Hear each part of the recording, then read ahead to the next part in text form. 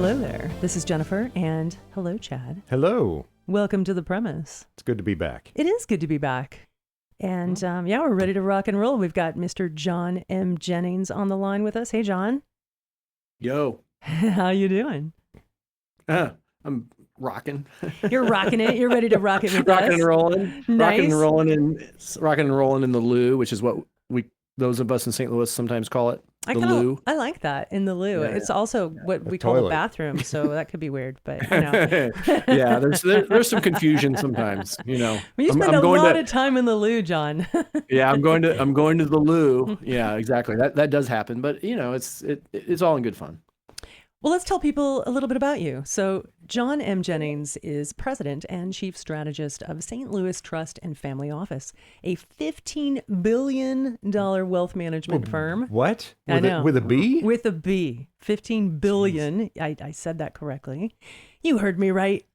He's an author and speaker. He's a leading voice in the space of wealth management, as you would imagine, and leadership. His book, The Uncertainty Solution, is an engaging dive into investing philosophy and best practices, as well as an authoritative and accessible guide for anyone who feels inundated with financial news and data.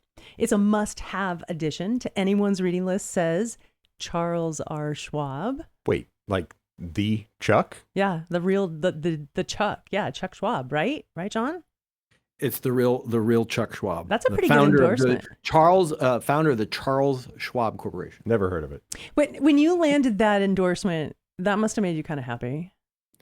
Yeah, like it was incredible. And I was like, this is like the best endorsement. And I'd asked like some Nobel Prize winning economists to endorse my book, and they actually responded no. So I was glad to get the That's actually nice of them, right? Yeah, it was great. I was like so thrilled to get, emails back from Daniel Kahneman and Richard Thaler. Daniel Kahneman, who died a few weeks ago, unfortunately.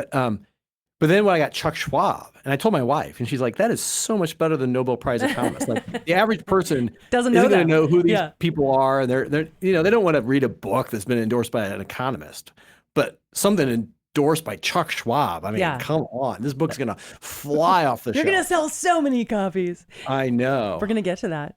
So there's more, folks. There's more. Jennings is also the author of the highly acclaimed iFOD blog. That's interesting fact of the day for those of you who don't know yet. He's an adjunct professor at Washington University's Olin Business School, and he writes a wealth management column for Forbes. He has finance and law degrees from the University of Missouri, there in the Lou, and a professional certificate in decision-making and behavioral finance from Harvard. Now, on a more personal note, and this is according to John, he is of median height, a big fan of coffee, a lover of indie music. He's a vegan and a ravenous St. Louis blues fan, as you would imagine. You can connect with John and read his interesting fact of the day blog, which I highly recommend, at johnmjennings.com. So John, again, a very, very warm welcome to The Premise. Thank you. I'm excited to be on The Premise. I'm excited to have you. We've kind of been talking about doing this for a while. Long-time listener, first-time caller. Nice. I like that. And I got to say, dear listener, full disclosure, I had the pleasure of working with John during, the lead up to the publication of his book. We worked on his brand and his website. So John's not only an author, he's also a client. And today we're not just going to talk about his book, again, The Uncertainty Solution, which is, by the way, it's a great book. I absolutely loved it. Who knew I would love reading a finance book? Who knew? But I did. It's a fun book, and we're going to talk a little bit about it. And to be fair, you felt obligated to read it. Like you're probably, this is going to be a chore. I have to read it. It's a client. Maybe you even reconsidered taking me on as a client once you found out the topic. But there you go. You dove in anyway. And I put it off a little bit. And you were like, Jennifer, you have to read my book, damn it. Like, to help me, yeah.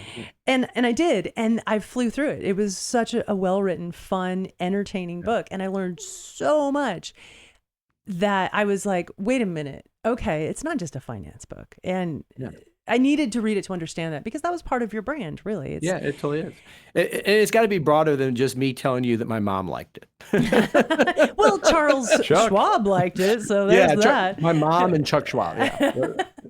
And Jennifer Thompson. And Jennifer Thompson. Yeah. Very important reader here. Yeah. So today we're gonna get to the story behind the storyteller, as we do on the premise, but in an even deeper way. We're not just going to talk about John's book. We're going to talk about his publishing journey, the good, the bad, and the ugly. Boom, boom, boom. I'm ready.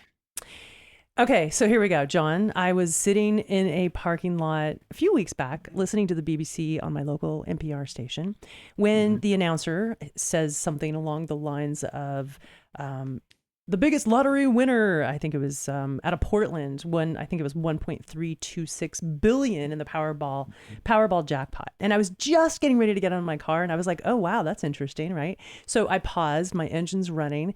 And then he says, most people think that when you win that much money, it's going to ruin your life. And I thought to myself, yeah, I've heard that before. And he goes, and here to tell us if this is true is the author of The Uncertainty Solution, John M. Jennings. And I was so proud. That was a pretty cool moment.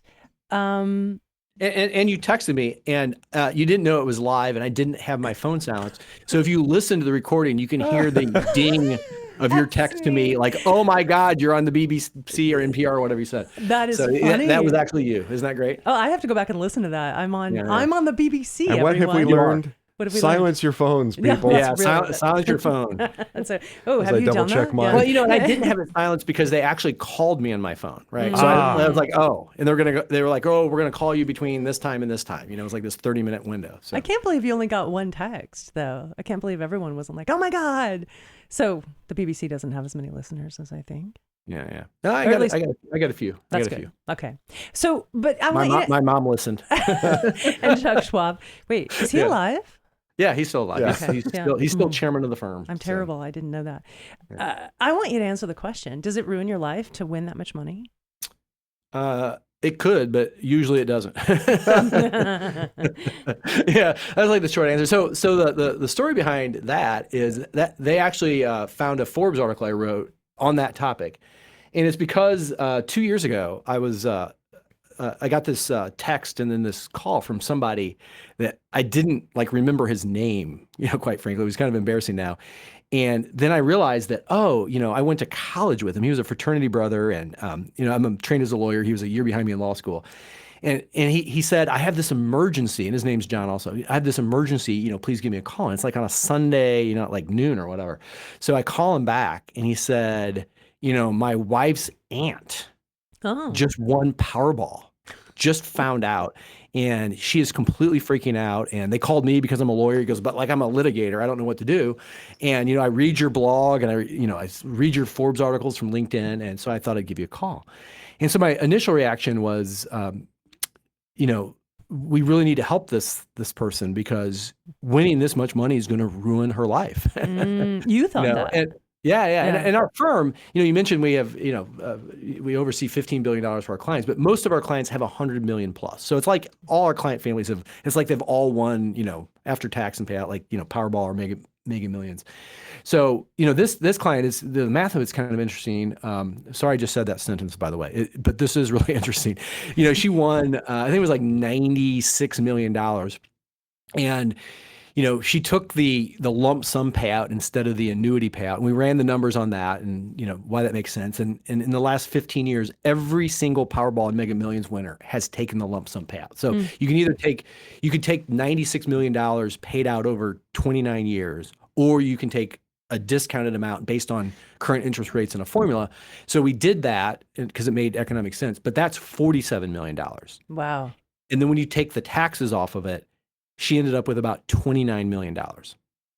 So it was originally 96 million, is that what you said? 96 million, yeah. So the $1.3 billion amount ended up being something like 500 million or whatever it was. So it was or million, after tax, even like 300 and something million. So that's crazy. Yeah, when you hear the headline number, it's a lot bigger than most people actually get because of taxes. But anywho, I researched, is this going to ruin her life? And there's studies out there on this, and there's reasons why, it's kind of widely thought that winning a lot of money ruins your life, but it turns out there's studies on it, and usually it doesn't. And it sort of makes sense because if you go from having very little money to a lot of money, it opens up all sorts of things. Like you can do activities that are more fun. You have less money stress. You can do things for other people. You can take better trips, better vacations.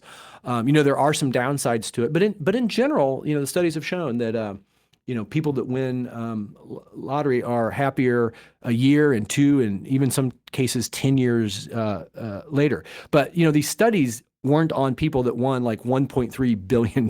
They were more on, single digit millions on average. So, it could be different. If you go from not having very much money at all to having hundreds of millions, it's kind of like being an immigrant into a different culture, right? You go from being like a normal, totally right, yeah, American to now I am a very wealthy American. So it does change things. There could be like kind of an inverted U where it's better to have more money, but at some point you can have too much money, and maybe winning $1.3 billion is too much money. You once said something to me a couple years ago that stuck with me, and basically was like, imagine what you would do with it if you won the lottery, a large amount of money. And if you wouldn't change most of how you live, right, then you are wealthy. Absolutely. Like wealth is very subjective. It totally is. And yeah, so think about like if your income doubled tomorrow, if your amount of assets doubled, not even winning the lottery, if mainly what you would do is just save more, Take better vacations.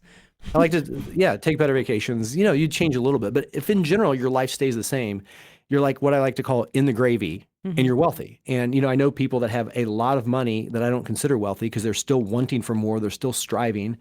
And I know people that have pretty modest net worths. Like I have a friend that in his late 30s retired, and it's not because he had a ton of money. It's because he's really frugal. Right. And he loves being frugal. And if all of a sudden, his modest wealth doubled, he'd be like, nothing changes. Whereas, I know people that have tens or hundreds of millions of dollars that wish they had more because they would do different things. Maybe instead of, chartering a private jet, they would own a private jet, and, right. They'd buy a yacht. They would buy their third house or, so it's fascinating. And in fact, my next book is about wealth and happiness. So part of my looking at this lottery winners and happiness, it tells us a lot about what money does to us in terms of happiness. And having more money is slightly positively correlated with happiness and life satisfaction. So, as you gain more money, it does slightly, on average, make people happier and more satisfied with their lives. But isn't there a point where it kind of inverts though? Yeah. So what's fascinating is there's not really studies on the super wealthy when it comes to this. There's only 2 that I've found, and one is is actually from 1985. And what it did is it surveyed. There's this list called the Forbes 400 of the richest, the richest Americans. And now to be on the Forbes 400, it starts at like your number 400 at like $2 billion or something. But back in 1983, when they surveyed these people, it was like 125 million to be on the Forbes 400. So this researcher, Ed Diener, who's also known as Dr. Happy, he's passed, but he was at University of Illinois. He sent out a survey to all 400 members of the Forbes 400 in 1983, and something like 85 of them responded and actually answered his survey. And so then he took he surveyed people in the same zip code, just as random controls. And he found that the people that were in the Forbes 400 were a bit happier on average and had a bit more life satisfaction than the controls. But there was overlap. There was some percentage of these, you can now think of them as billionaires. Back then it was, 100 millionaires mainly. There was some percentage that were less happy, but in general, they were a bit happier. But it wasn't like night and day. And then there's another study more recent from Harvard from, I think it was 2018, 2019, that surveyed a bunch of, multimillionaires. So, there were people that had single digit millions, but most had over $10 million. And they found that as you had more and more money, that the happiness and life satisfaction, again, increased and continued to increase slightly. But importantly, there's a difference between if you made the money yourself or if you were a beneficiary of the money, even a spouse. Had less life satisfaction. So if you inherited the money or if it was your spouse that made it, you have less life satisfaction around the money than if you made it yourself. And if you think about it, that makes a lot of sense, right? It really does.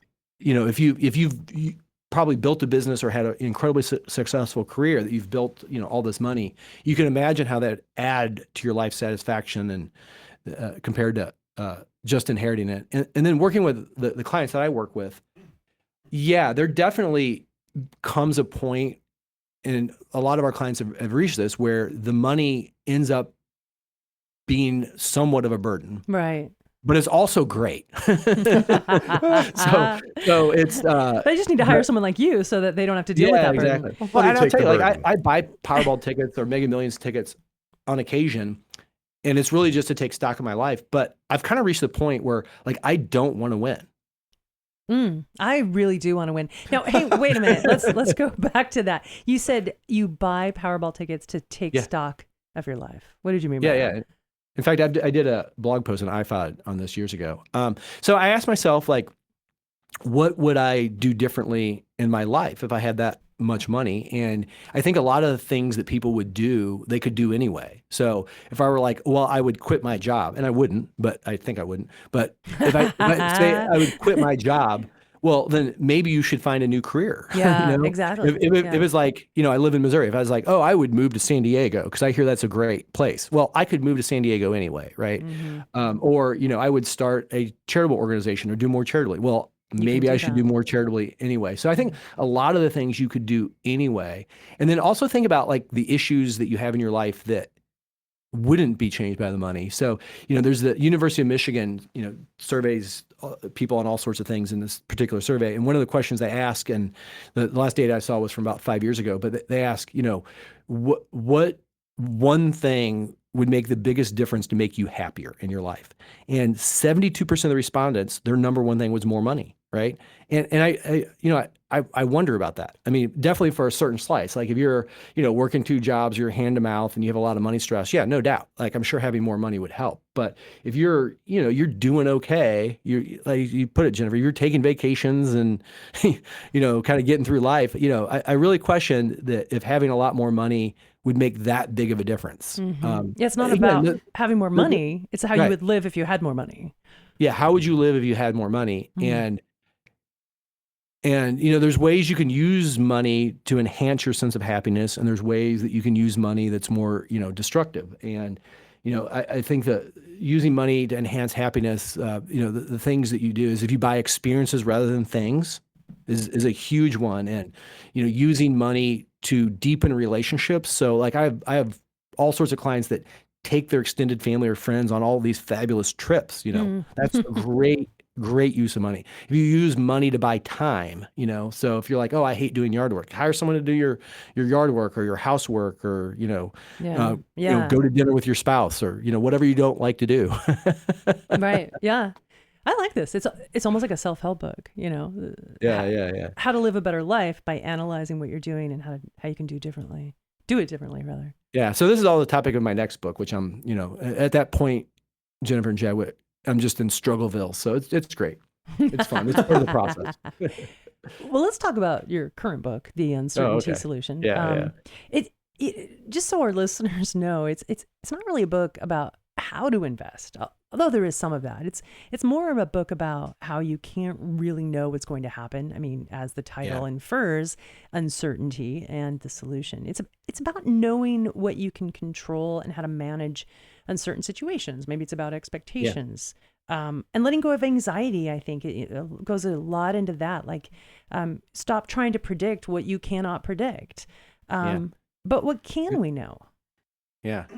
So the premise of the book is really, we as humans, we don't like most uncertainty, and the way we react to it, and especially in the investment realm, is largely counterproductive. And the best thing to do is to accept uncertainty, sit in our discomfort of uncertainty. But really what you can do is you can create mental models. So this was championed by Charlie Munger, who was, died in the fall at nearly age 100. The business partner of the famed Warren Buffett. But he really championed this concept of mental models, where you create models in your head of how the world really works. And then you fall back on these mental models to help you make better decisions, especially when faced with uncertainty. So that's what the book really, gets into, is these different mental models that all apply to investments, and most of them apply to just life in general. Really what I wanted to do is kind of spread wisdom that I've learned over the years as I became a student of how to better handle uncertainty. And, there's just a lot of uncertainty, and we feel better in the investment realm, or when we hear like a confident expert predict what they think is going to happen in the stock market or the economy or geopolitically or whatever. And they just really don't know. Right. They just don't. I go in depth in my book about they just don't know, but they're going to predict anyway. And we feel better because it gives us a sense of certainty if we believe this expert. But it's better just to say, hey, an expert's not going to be able to predict what's going to happen or, around the bend. I mean, who predicted, what happened in Israel with Hamas or the Ukraine war? Right. Or, a lot of things that have happened in the stock market. I mean, yesterday, GameStop rose by 78% because some person tweeted an image.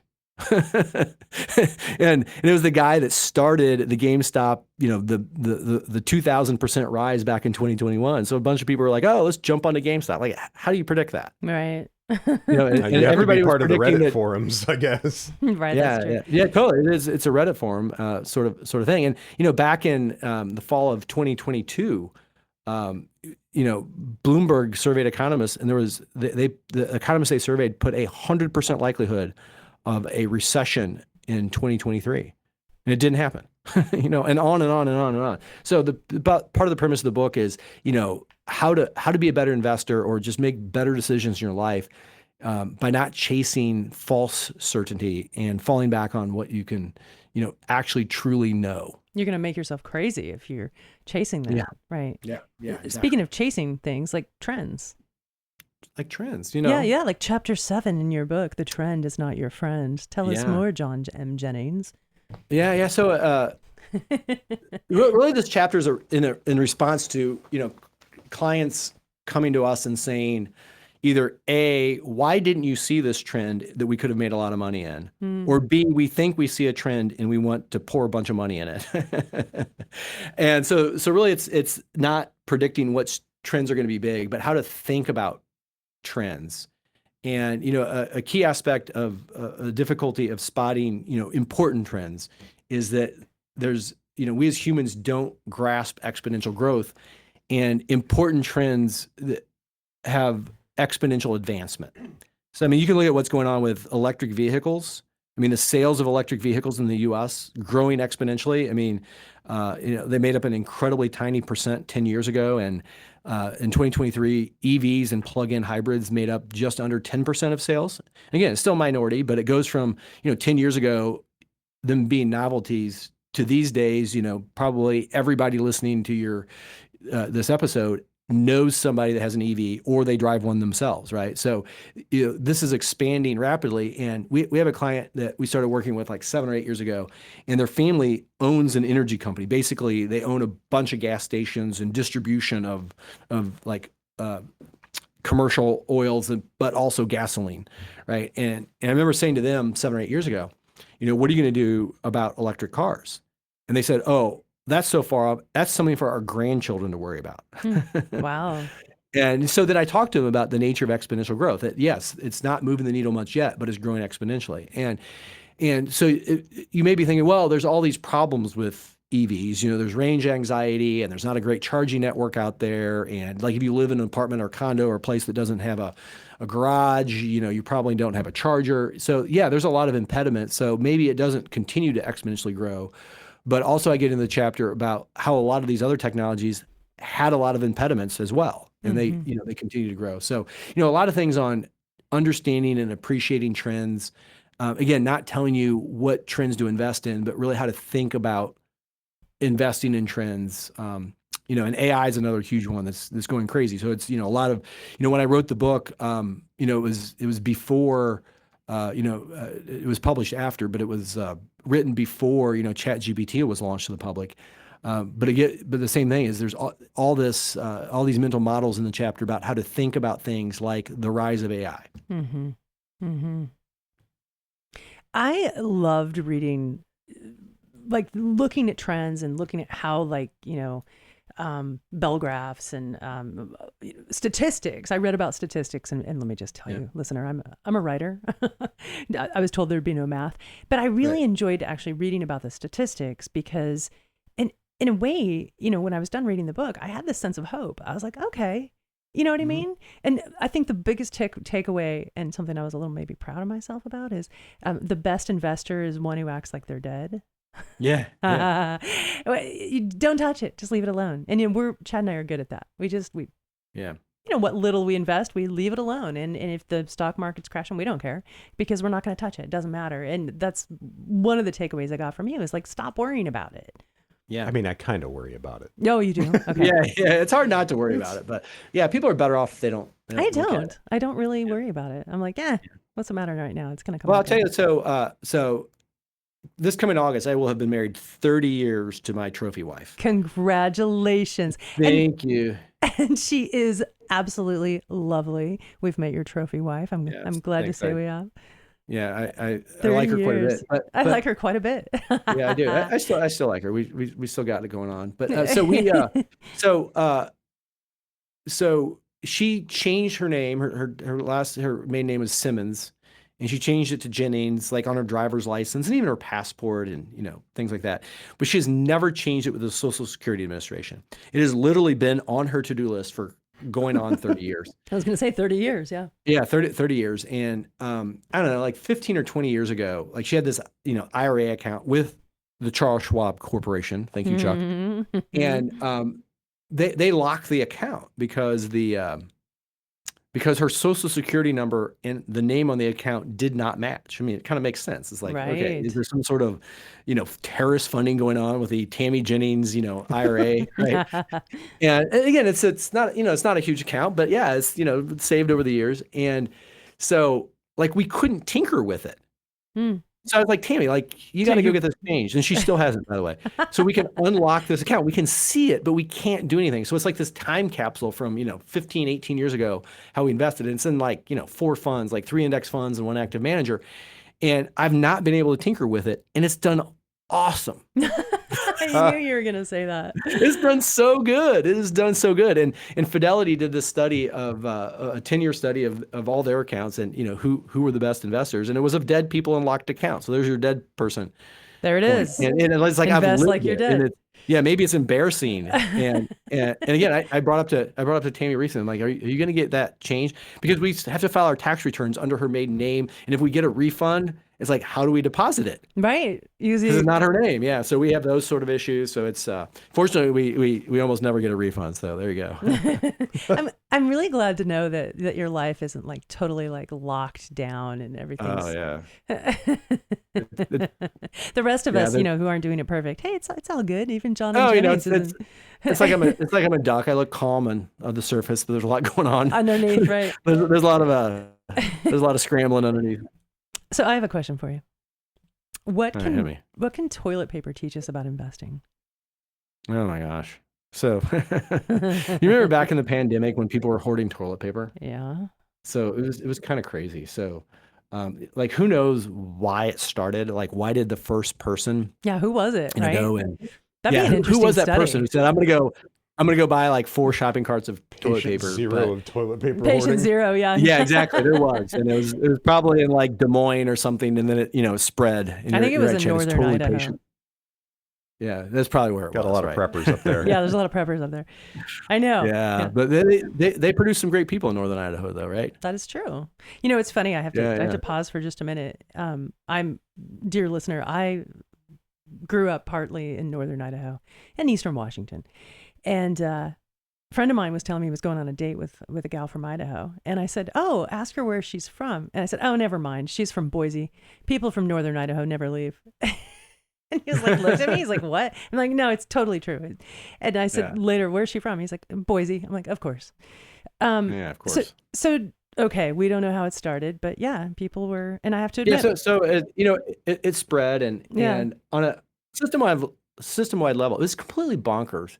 But at an individual level, it was completely rational. So, if you started, you put on your mask and you made your way to, Target or Walmart or Walgreens or CVS, whatever, and they didn't have toilet paper, right? And you're trying to order it on Amazon or whatever, and it's like, oh, we'll get it to you in 6 weeks. So, basically what happened is as people bought toilet paper, it created a shortage. And I'll tell you, I thought, I was immune to, more than I am to irrational behavior. But like 6 weeks into the pandemic, I go to Walgreens and, we have plenty of toilet paper. Tammy Jennings is just amazing at, having us stocked in like everything, like we have plenty shopper. of paper towels, plenty of toilet paper. It's great. I go into Walgreens and there's one package of toilet paper on the shelf and I bought it. And I tell the clerk at checkout, I'm like, like the clerk, she's behind like glass and she's wearing like 3 masks. I'm wearing a mask, you remember this time. And I say to her, I'm so sorry I'm buying this toilet paper. It's your last package. I actually have plenty at home. I know I'm being part of the problem and not part of the solution, but on an individual level, I think it's rational. And she just like looked at me like, get your, potential COVID breath away. And then I bought it. But this is how the stock market and the economy and a lot of things in life worked, because you have intelligent actors, people or firms, everybody's watching everybody else.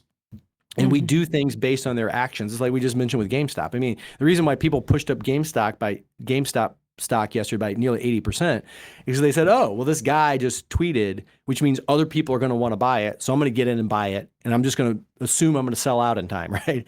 So and that's how the stock market works is we're all looking, and the economy, we're all looking at everybody else, look at everybody else. And then the way we act actually changes the real world and creates feedback loops. And this is why it's so hard to predict the economy and the stock market. It's because there's all these moving parts and people change and they learn. And there used to be this strategy back in the 60s or 70s, I don't remember the exact time period, called the dogs of the Dow. So you take the Dow Jones Industrial Average, which is 30 stocks, part of the, when they quote the Dow. And if you took, if you invested in like the 5 or maybe it was 10 worst performing stocks of the Dow, so the dogs of the Dow, then you would outperform the other stocks over time. And so people would do this strategy and it was like, oh my gosh, this is great, it's working.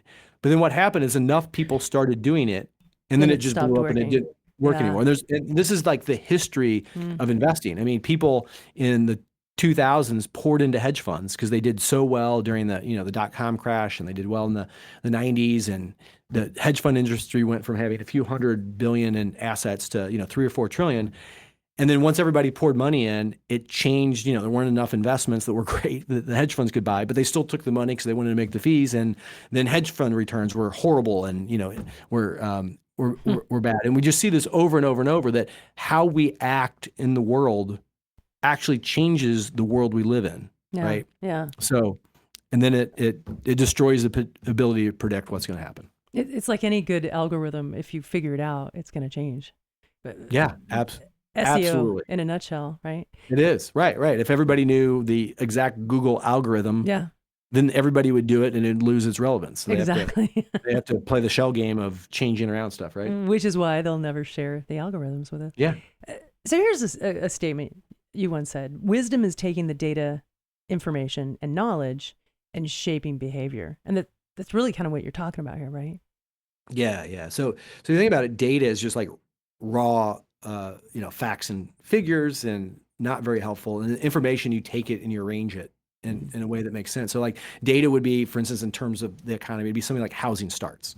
So you just get all this raw data. Here's the housing starts, all over the U.S. And information, you would arrange it. So maybe you arrange it by zip code or single family versus a multifamily home. You might do it by the price of the house, less than 100 grand, less than 250, less than $1 million, 2 million, whatever. And that would start telling you something about what's going on in the economy more than just having the raw data. Then knowledge is taking that information, pairing it with other information to say, you might be able to say something like, okay, here's ish where we think we are in the economic cycle based on housing starts and unemployment claims and inflation and interest rates and GDP, all these other things. It looks like we're, solidly in our recovery, right? So that's knowledge. And that's where a lot of things stop. And that what wisdom is then knowing what to do with it. And that you've heard wisdom, especially in the investment realm, if it's simple, but it's not necessarily easy, right? So wisdom would be knowing, even though we're getting, maybe the economy is really heating up, wisdom is knowing, but I'm not going to be able to tell when it's going to turn.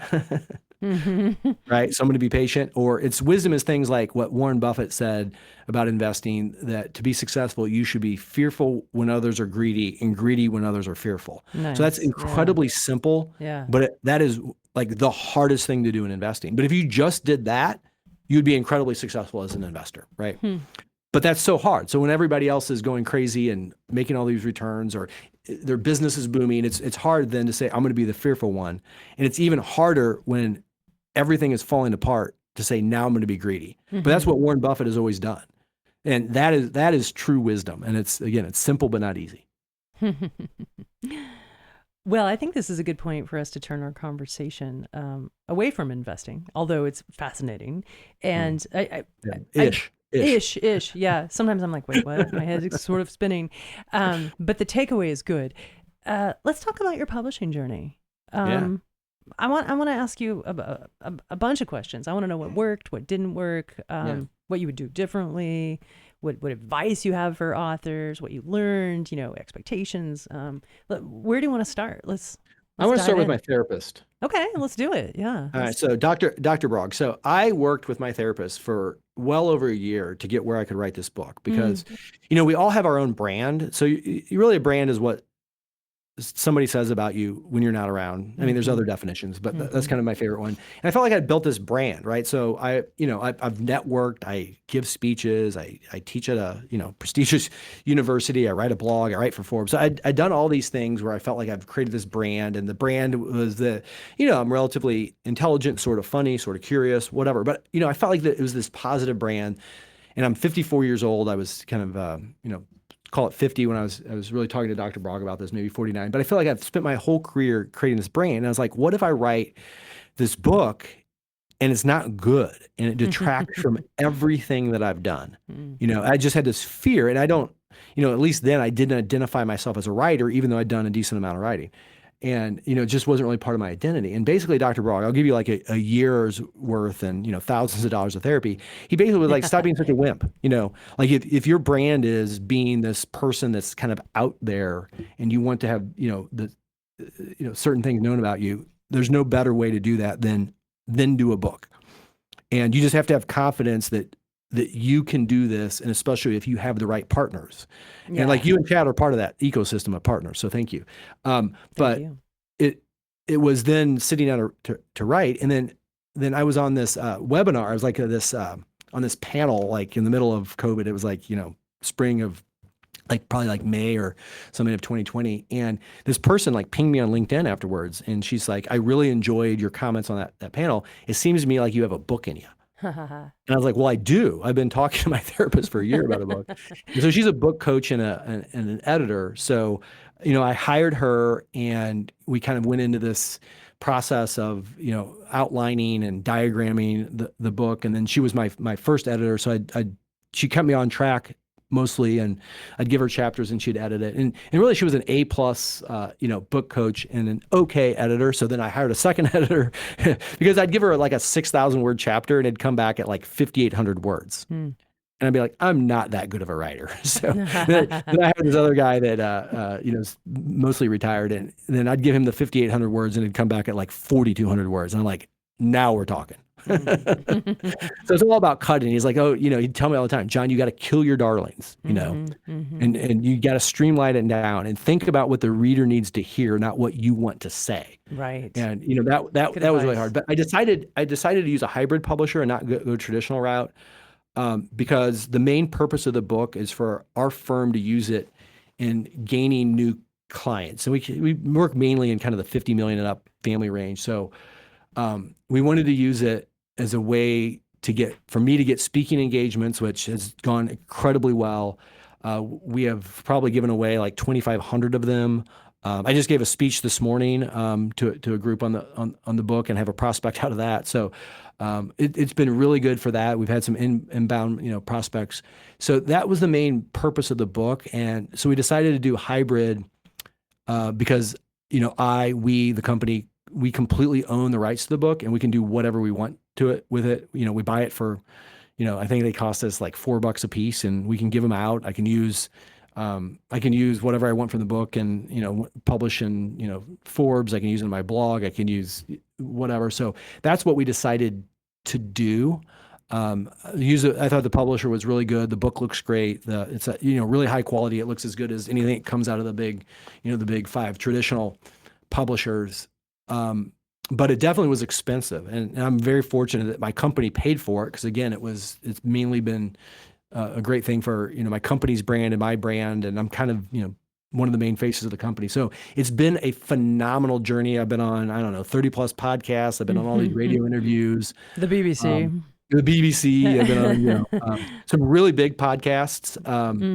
So all that has been fantastic. I've spoken, even overseas on the book in front of all the right crowds and audiences, and it's really gone well in terms of the main goals for the book. In terms of actual sales, though, it's on one hand done great. On the other hand, I'm incredibly disappointed.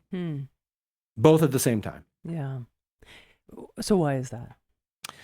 Well, it has, at its 1 year mark, I don't know, it's a few weeks past the 1 year mark. It was published May 2nd of 2023. And so we're now in kind of mid-May. So, about 2 weeks ago is its 1 year anniversary.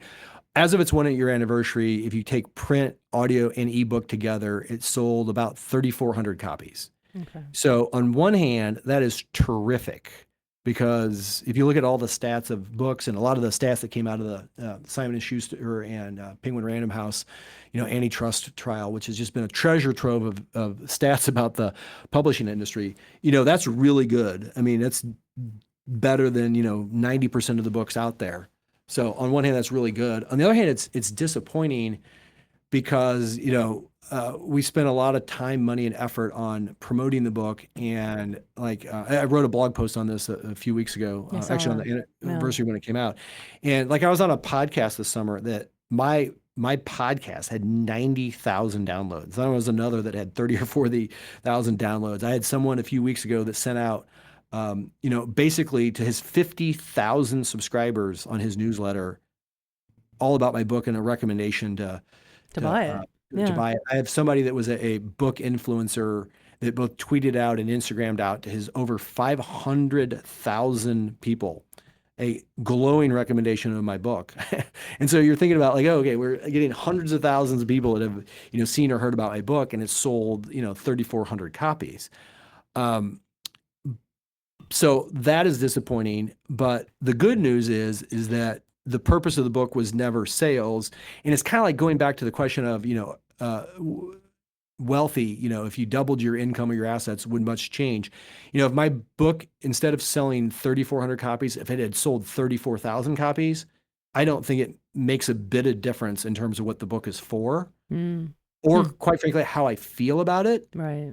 Because I do think it's a really good book. I'm proud of it. And it's enhanced my brand and my firm's brand. And people that have read it, I've gotten almost 100% overwhelming feedback. I mean, I've gotten the one or two, 1-star reviews, which I love, on Amazon. But I'll get, I'll get people that I don't even know that email me and just oh my gosh, this book is amazing. It's cross between Malcolm Gladwell and Michael Lewis, and I bought copies for all my kids. And I've had some people that I really respect that have read my book and then have emailed me or even called me or have met in person, and they've just said, your book is fantastic and has changed how I look at the world. So what I've had to train myself is it's so easy to look at your book sales and let that define what success is, because it's so easy to measure that, right? Yeah, my publisher every week, updates on, Thursday afternoons, what, all the stats are. And really from the get-go, I don't look at those. I kind of had an ish what my book had sold. I really, the first time I really looked at it in depth was really on its 1 year anniversary, because kind of like not looking at your stock portfolio because it leads to bad behavior. I really said to myself, I want to focus on what matters, and book sales are so easy to measure. I think I'll fall into that. And I did know enough. I know that it wasn't like the print run on my book was 5,000 copies. And, there hasn't been a second edition yet, so or second printing yet. So I knew it wasn't to that point, but I think it'd be really easy just to focus on sales as success or failure when it's done all these other things for me and been this overwhelmingly positive experience. But yet the sales are disappointing to me. Sure. Yeah. Well, that makes a lot of sense. And, it's hard for us not to judge the success by book sales. But then also, 3.5 million books were published last year. Yeah. And, 1% of books, 1 to 3% of books, maybe 1 to 5% of books, they make all the money. So, even the big 5 traditional publishers don't expect all their books to sell. And, 3,500 is pretty high for a lot of those books.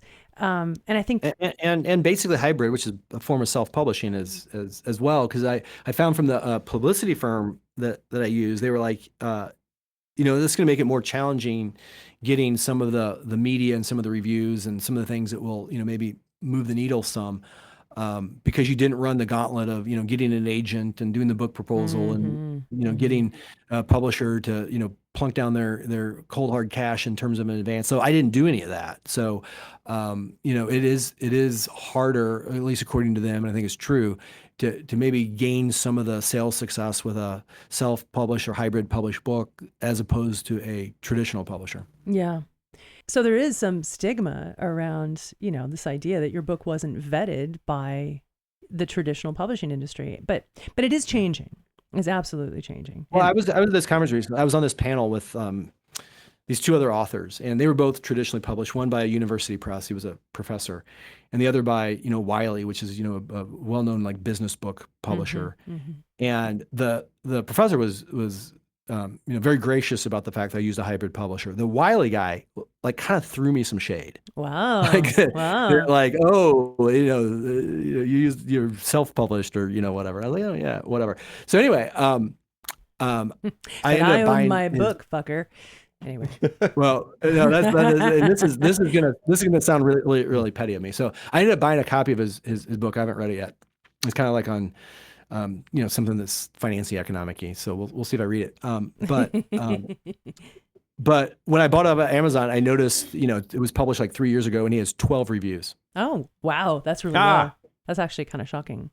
So there's not, I'm sure there's different algorithms out there, but like with 12 reviews, he probably hasn't sold that many books. He's not selling. No. Yeah, absolutely. Yeah. Well, that is a huge tell, actually. And I will also say it is harder for self-published and a lot of hybrid published books to get reviews because Amazon won't accept them. In fact, we had a client who got so many reviews that Amazon actually shut it down and was not allowing more reviews because they said, well, there's too many, so we don't believe they're real. However, if a Wiley book or a Simon & Schuster book is released, it's going to get thousands of reviews, and Amazon's not shutting that down. So the playing field is still not exactly fair. Yeah. Well, and I think for my first book, doing the hybrid publisher was great. Especially, again, I have to just reiterate, my company paid for it. Well, it was you went with, and is it okay if I say who your publisher is? Yeah. So Greenleaf Publishing does a great job. I mean, their packaging is superb. They did wonderful. And Chad and I package books, so we can really appreciate good design. They win a lot of contests.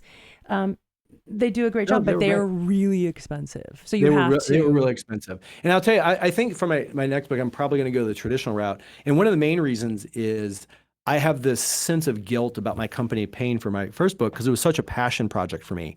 And again, it's been great for our company. It's like been worth, every dollar that we've spent on it. And my business partners, they all agree.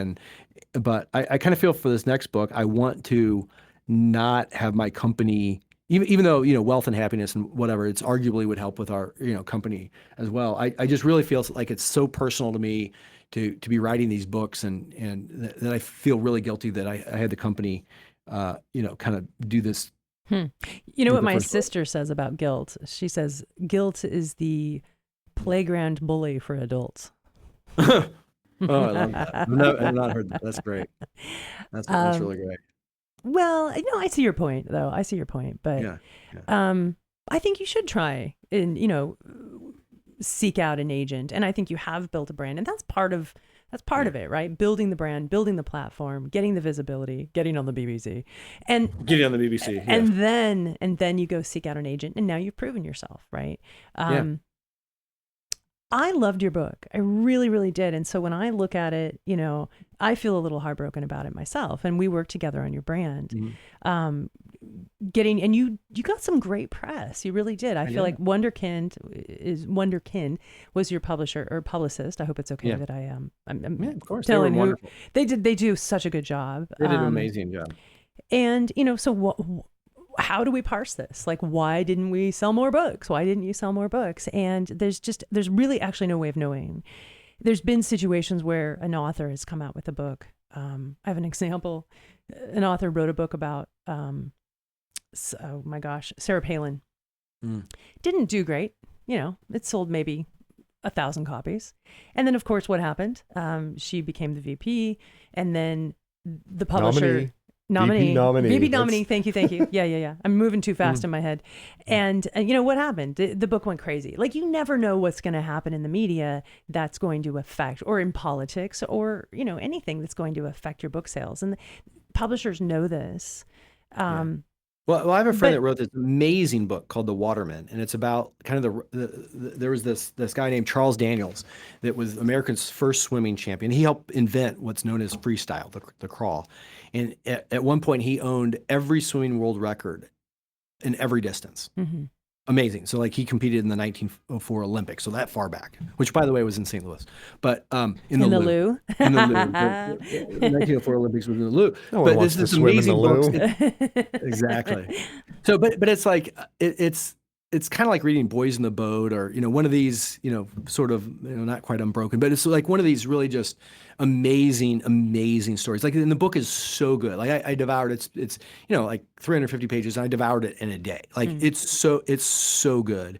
And I don't know exactly what it sold, but, you know, it's not, you know, I thought this thing was going to be a bestseller everywhere. And, you know, I think, you know, I'm pretty sure he's a division of Penguin Random House, like Riverside Books or something. Okay. So, so no, it's an amazing book, and you know, I don't know what his advance was, but I've heard from friends that it was, you know, really solid advance. So, you know, and I don't know exactly what it sold, but, you know, I would be surprised if it's probably sold over, you know, 10,000 copies, but I don't really know. But it's called The Waterman. It's so good, and I'm just stunned that it's not like, oh, you know, just everywhere, because it's so good. Well, he had written a prior book, I don't know, like 15 or 20 years ago or something. That's a work of fiction.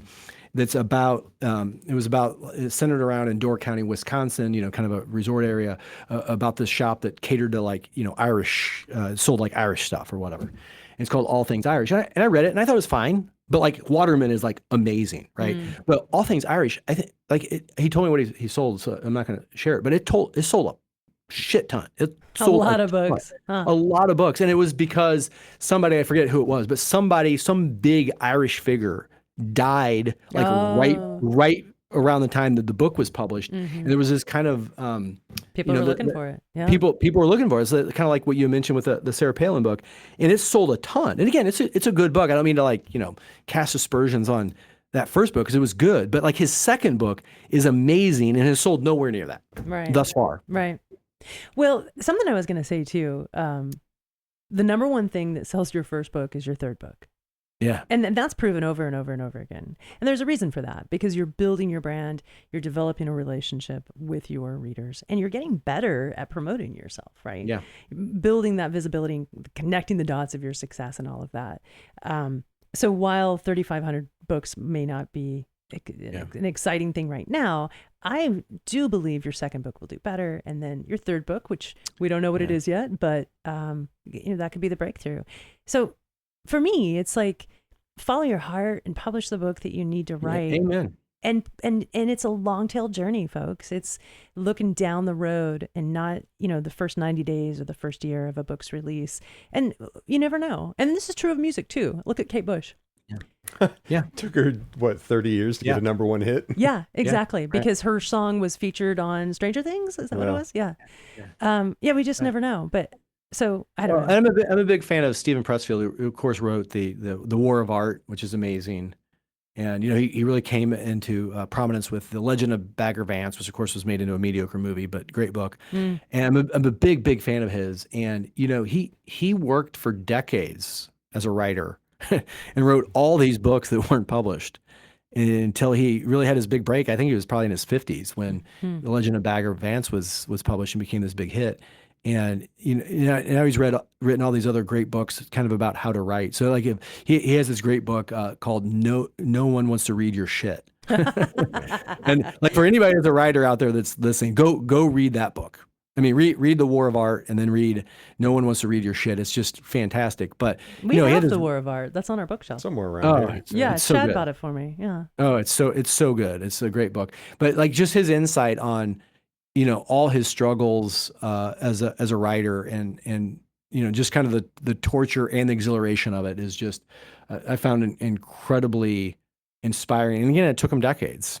And I'm sure, after The Legend of Bagger Vance, people went and read his other works. Nice. Yeah, exactly. That's awesome. Yeah. I'd like to tell our listeners that John has a great reading list. I'm so envious of you that you make the time to do this because I always think I will. But you list all of the books you read, and you don't necessarily review them, but you give a little bit of a review. I get a little snippet, yeah. Yeah. And then you can go back and remember all the books you've read, and people can see your reading list, and it's fantastic, both fiction, nonfiction. And that can be found at johnmjennings.com. Before we go, I want to ask you to talk a little bit about the iPod. And actually, I'm going to talk about it before you do. So again, interesting fact of the day. And while it's not daily, it is in fact interesting. Here's some topics that you've written. Was that? It used to be daily, and that was some more work with my therapist to make it not daily. You're like, okay, this isn't tenable anymore. So the surprising reading habits of adults. Resilience rule number 2, why less is more when making life changes. These are topics. How a fictitious town became real and then disappeared again. I have to say I love that one. Beefcakes versus dad bods. Decoding female attraction to male masculinity. And the cruel curve of forgetting. We rapidly lose most memories, but we can fight it. So, I mean, your topics run the gamut. Where do you get these topics from? Tell us about them. Well, if you viewed the world as, I need to produce a blog post 1 or 2, it's like 1 or 2 times a week now, on something that's interesting. If you viewed the world that way, then you'd start seeing these things pop up everywhere. And so I read a lot of fiction and nonfiction, and then just kind of stay up on the world. And then I email to myself ideas or articles. And then I have this queue of, I don't know how long it is now. It's probably 1,500 topics because I started writing this on Groundhog's Day 2017. So it's been, over 7 years. But so I have this huge queue, and what I will do is I'll just kind of scroll through it. I'm usually writing on more recent things, but I'll tell you, like, for instance, one of the things in my queue from a few years ago was about Y2K. And it's, I have a good story. I have a good it was this huge deal, and then then the millennium turned, and then nothing happened. So was it overblown? Yeah. Or did we just actually prepare? And there's a lot of learning there besides just Y2K, because it's like this thought. And my blog post, I'm going to write on I've written it, but I haven't published it yet. It's going to be tomorrow. But I start talking about the movie Kingsman, the Secret Service, starring Colin Firth. And so basically it's about this secret organization of spies. And they basically thwart terrorist attacks and rogue governments and crazy, billionaires, played by Samuel L. Jackson. So, and Colin Firth, his main character's name is Harry Hart. He has in his office all these front pages of the Sun newspaper over in the UK of just normal, unremarkable headlines. And the aspiring agent asked him, he's like, what are all these headlines? These are boring. And he's like, these are the headlines the day after I stepped in and stopped a huge disaster. Oh. Huh. So they're a reminder of what I accomplished because there was no big headline that day about what happened the prior day. And that's kind of like, So it's kind of like Y2K, and you can apply this to all sorts of areas of life. Like Y2K ended up not being a big deal because people stepped in and did something. I mean, worldwide, somewhere between $300 and $500 billion was spent, mostly by private companies, to fix the Y2K problem before it happened. And then afterwards, people were like, well, that was just media overhype. It was ridiculous. And, there was all these people lambasting it. But, that's what happens a lot with preparation. And I have this coworker that calls it something similar, the paradox of the clean house. Like, people will notice if your house is dirty, but often don't notice that there isn't a mess. Right. Yeah. And this applies to all sorts of areas of life, of not noticing bad things that were prevented. I mean, think about all the wars or potential nuclear attacks or terrorist attacks that were prevented that none of us know about. So, of course. Yeah. Well, I mean, it's like going on a road trip, right? You remember the ones where the car breaks down, or when things go wrong, you're more likely. When it's right, it's all right. The fact that Dad got the oil changed and whatever. But anyway, I'm writing about Y2K because I watched for Mother's Day. We watched a bunch of old home videos that we had digitized a few months ago, and one of them, my oldest child was born in 1999, and on one of her videos of when she was an infant, the date like displays, very old camcorder, but it said January 2nd, 2000. I was like, look, kids, we survived Y2K. And my kids were like, who are now, 25 and 22, they were like, Dad, what are you talking about? What is Y2K? They don't even know. Oh my gosh. Yeah. And so that's why I'm writing on Y2K, because I knew that I had saved this from a few years ago. So it's just stuff like that. I just view the world as, what can I write about?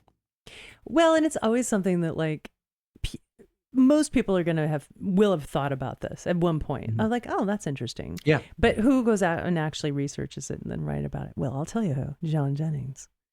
Yeah. And so what's been fascinating about the blog is like the growth of my subscribers kind of grew pretty well. Like I started with like 100 subscribers. I think I'm about 3,000 now.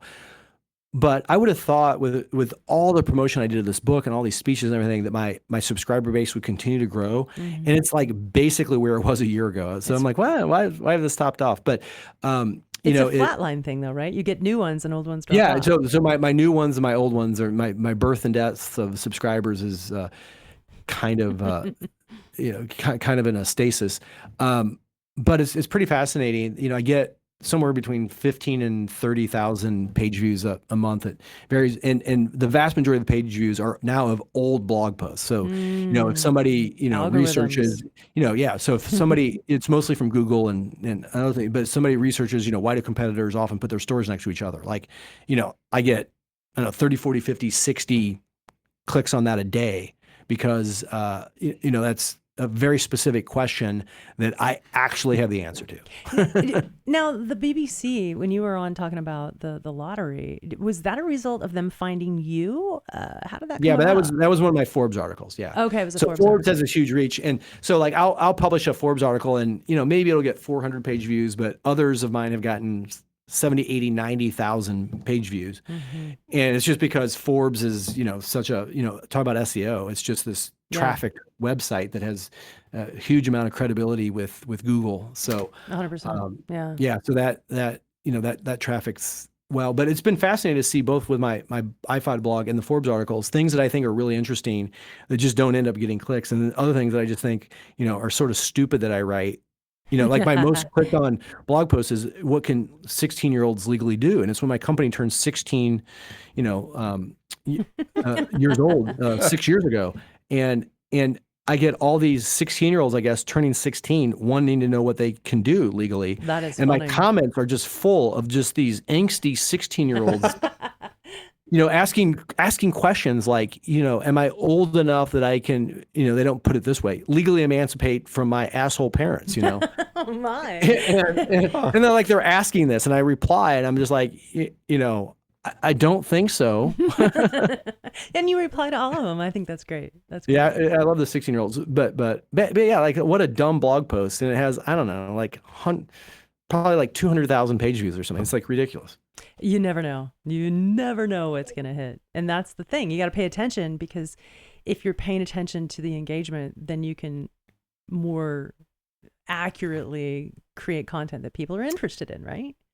Well, yes, but I kind of try not to pay too much attention to the engagement. Yeah, you just do what you want. And I get like I have enough traffic that I get contacted literally every day now by somebody that wants to pay me for them to do a paid post, or for me to backlink to the, link to their product or their website or whatever, or even people reaching out offering that I'll get all this money if I advertise. Maybe I will. I mean, but I don't want to do any of that. Yeah. So like this blog has never been about ever making money off of it. And so it actually really doesn't matter how many clicks I get, but it is kind of weird because like, it is gratifying. But with your and Chad's help, more than your help, I mean, my blog website is now a lot about me and my book. And again, 3,400 copies. I mean, over the past year, I've probably had, I don't know, like 200,000 page views and still 3,400 copies. So yeah. Right. Yeah. Crazy. Well, we are coming to the end of our time with you, John. Is there any advice you'd like to give people, whether it's about publishing, how to spend money, how to be happy, how to be wealthy, how to invest? What do you got for us? Yeah, I'd say with respect to like books and publishing, as you're writing the book, and especially as you're publishing the book, like write down what your measures of success are. And hopefully they're other than just sales. Yeah. I mean, sales are nice and it's great if you make money off of your book, and if that's the number one, so be it. But write down what all your measures of success are. And some of them are going to be more intangible and harder to quantify. And if the sales aren't going well, which for the vast majority of books, they don't, be able to have these other sources of success that you can focus on other than just how many books you sold. Absolutely. Well, and for a lot of people, especially nonfiction, your book is your glorified business card. It's an authority builder. So you're speaking and, you're making money in other ways, but it's your authority builder. So that's, very, very good advice. Thank you, John. We really appreciate you joining us today. Thanks for having me on. This has been a great discussion. I could talk to you guys, as I have before, all day. Absolutely. And we love it. And we'll have to have you come back after your next book comes out, which I hope is getting close. Is it getting close? No. So I have written the introduction, which I know to do last. So it was kind of a throwaway, and it's horrible. It's horrendous. And I basically have all the concepts. I have the book outlined, but my problem is I can't really move forward on it yet because I don't have the concept and the theme and the audience pared down enough. It's still all too broad.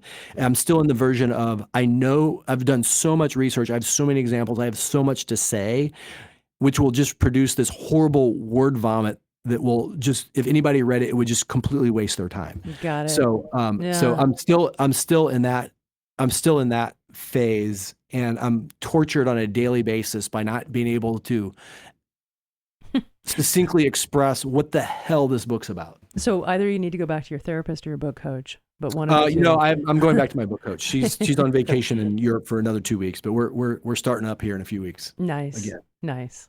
And Dr. Brog's been helpful too. He's great at looking. Well, thank you, Dr. Brog.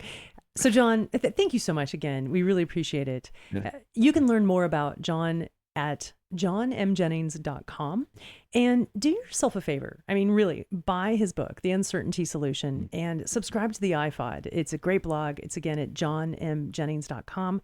And do John a favor and post a review once you've read the book, even part of the book, wherever you get books. And remember, if you do win the lottery, John Jennings is your man. Oh, totally. He's got you. This has been another episode of The Premise. You can visit us online at thepremisepod.com and subscribe and rate or review The Premise wherever you get your podcasts. Those reviews really help us get the word out and increase our subscriber base, and we really appreciate it. You can also follow me, your host here on The Premise, on Instagram at Jennifer Grace, or follow me on Facebook at Jennifer Thompson Consulting. Until next week, thanks for listening. Goodbye. Goodbye. Bye. Bye.